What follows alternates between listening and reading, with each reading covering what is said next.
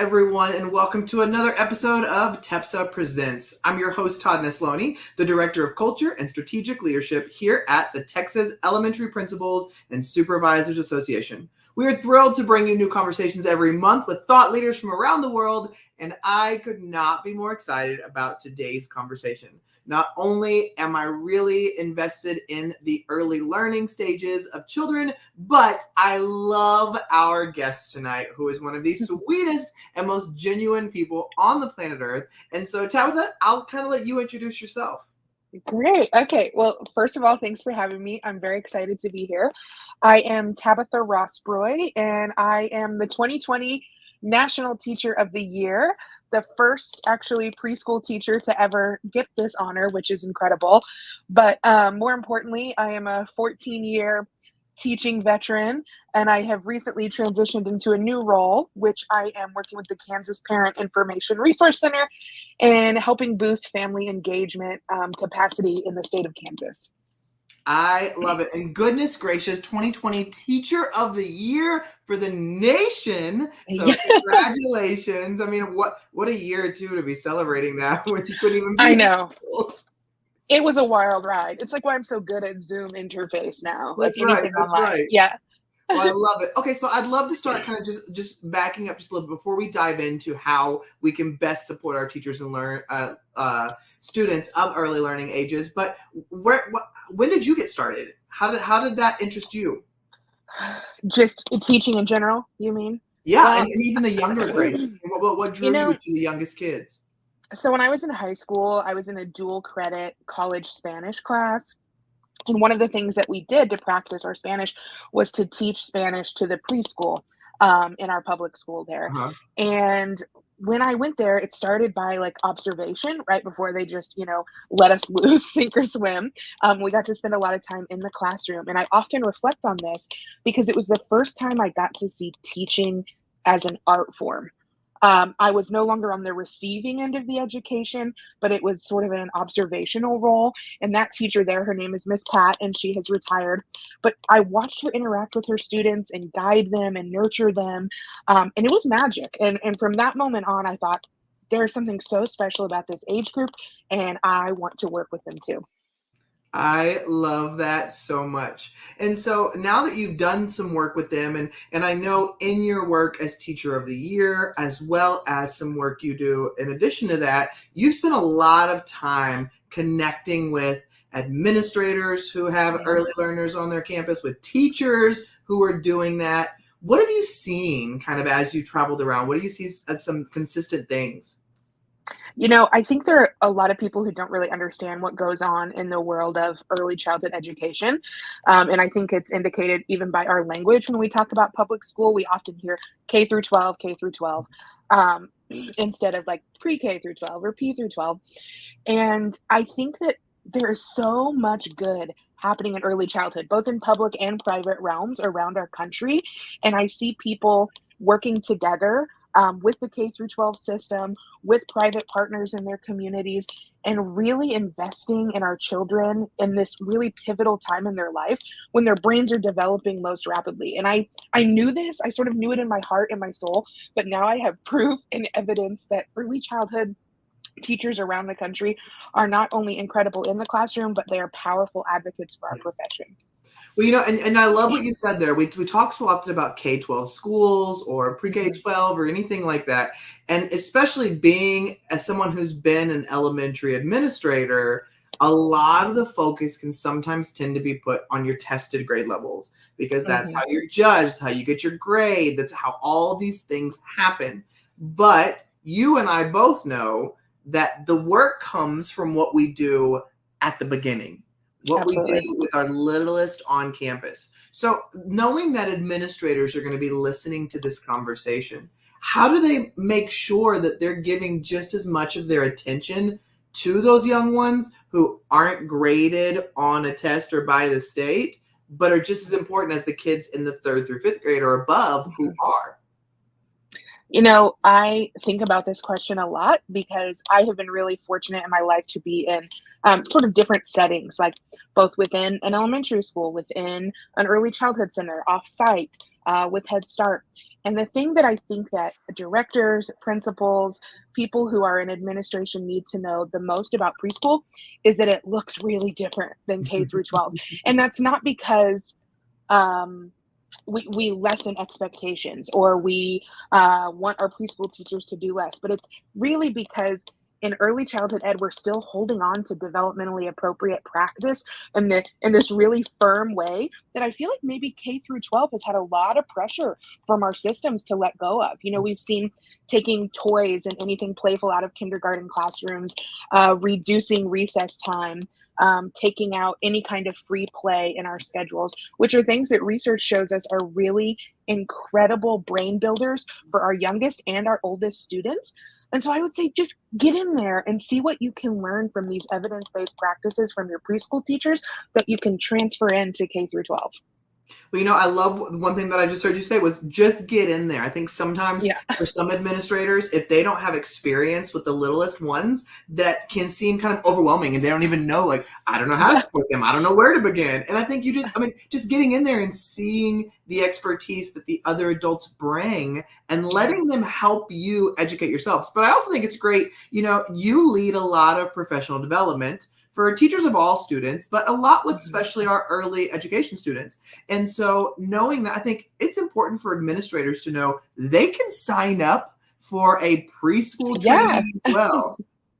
Yeah, we'd love to see them in there. And I think that it's not beyond me that like funding pre-K is new to our public school system, and it's still not something that's fully funded around our country. I think we're moving in that direction, but I definitely don't blame administrators for not having a really deep knowledge about what's going on in pre-K, because I think we're in the shift, right? We're in the middle of the revolution when it comes to early childhood ed. So that is the most important thing that you can do, is to show up, to spend time in those classrooms, and to also invite your early childhood educators to those places where important decisions are being made about the future of your school and the future for your students.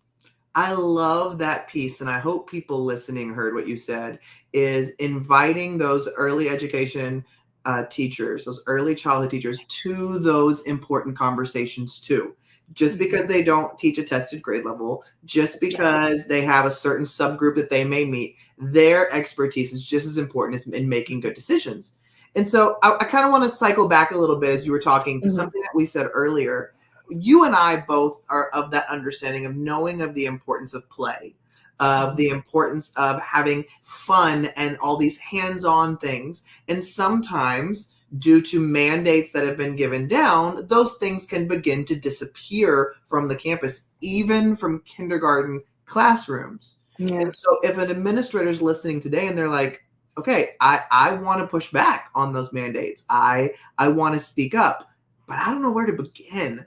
Is there a starting place you would say that would be a good place for them to just begin? You know, somebody that I love, and I don't know, do you know Jed Dearberry at all? Todd, Yes. have you heard of him? Okay. He is an incredible resource in his writing and his professional development for the power of play, not only in the early childhood years, but all the way up into adulthood. So that is an incredible place to start. I think he has a book called The Playful Classroom. Mhm. And I would do a book study on that with your staff. I think it has just a wealth of information about what play is and what it looks like at different age levels and how it can impact us both in our classrooms and outside of it. And he doesn't know me very well, but I'm constantly shouting him out. So that would be a place I would start. Well, in all the work that you've done with kids of this young age, as well as teachers working with them, what are some big takeaways that you've seen that are pretty consistent? The need for support for families is a huge one. I think Mm. that we often think, okay, school and home are these two separate things, but really we are serving the same purpose. And something that I say a lot is that public school was founded on this idea of bridging equity gaps in our communities. And the way that we can best do that is by reaching them in the place that they are most of the time, right, which is in their home. So I think that that is something that I have noticed in this work, but I've also noticed the need just for teaching self-regulation, teaching kids how to be a friend, teaching kids what to do during conflict. And one thing that I think we like to avoid in our classrooms at all age levels is conflict. And, you know, I used to be the kind of teacher that would be like, stop. I would snap. And if anything went wrong, I would be like, it's derailing the whole lesson plan. These kids came to school to ruin my day. But what I have learned is that conflict is the best way that we learn. And so when I leave a little space for that in my classrooms, that's time invested. It's not time wasted. I love that. So there's two things that you said there that I really resonate with me. And the first is that home piece. Because I think when many of us were starting, we love to be like, you should have learned this at home. I know that this was taught. And what I've learned being in this field for 2 decades now is that we can't ever assume it was supposed to be taught in the home. And just because it was taught in your home doesn't mean that it was taught or it should have been taught in their home. It doesn't, none of that applies. And so I think having that connection piece, I saw huge things in our campus when we started letting parents know, here's some great things to try. Just say this when you're at the grocery store. Just do this when you hand them their lunch money. Like those simple things. And parents, we don't have courses that we go through when we become parents. We're just most of us are just using whatever we were raised with, which sometimes isn't even the best thing to do. And so I think having those little pointers, I know as a parent now myself, I have a little different perspective than when I was a principal. So as a parent now myself, I would be like, tell me all the things. Like, I mean, I'm going to listen to you, but I want it all. Like, if you think this will work better, tell me. I will try it. And so I love that you said that. Yeah, and it's just so important. And I always think like I got to go to college and I have this incredible privilege of knowing developmentally appropriate practice. And it's almost criminal to not share that with people who are raising these kids who are going to change the world one day. And I think that has to start though kind of building that relationship with families, which can be a challenge with all of the work that we have to do. So that's what I want administrators to hear also is like, if you want family engagement to help improve outcomes in your school, then you got to take some stuff off your teachers' plates and make family engagement the thing that you're focusing on. Well, and the other thing that you stated too a little minute ago was just the importance of conflict and using that to teach other lessons. And like you, I can think of times where the conflict arose and I'm like, my whole lesson's being derailed. This is the worst day ever. And just like you, I had to learn that in those instances, I could use that conflict to teach a lesson, to give some ideas of resolution or how to deal with that with my students that would benefit them down the road. Because sometimes we think, well, I can't stop the lesson. They're just going to have to get together or there's this consequence and the lesson moves on. But when you stop that lesson and really dive into that, you solve issues for yourself down the road because no, one time is not going to teach it. I mean, you work with young kids, Tabatha, that it takes 40 to 50 to hundreds of times for the kids sometimes to understand what get in a line means or put your pencil here or even the most simple tasks. I know. And it's when we let them sort of make those mistakes in a place that doesn't feel just so rushed to get through the content and so pushed because kids feel that stress, right? And it's usually coming from a place that not a lot of us control. And so that sort of just brings me back to this power that early childhood educators, administrators, school staff need to have as an advocate, right? Wherever they can, advocating for what they know is right for kids. Yeah. So you shared a lot of great stuff here, Tabatha, whether it is inviting early education educators into the meetings of importance, whether it's connecting that family piece and really helping families out, whether it's getting in the room and just spending time with that age group or attending PD, all of these great things to take away. If you were sitting with an administrator who was just feeling so they weren't doing their best with this and they just listen to this to hopefully just walk away with something, what do you hope they heard in today's conversation?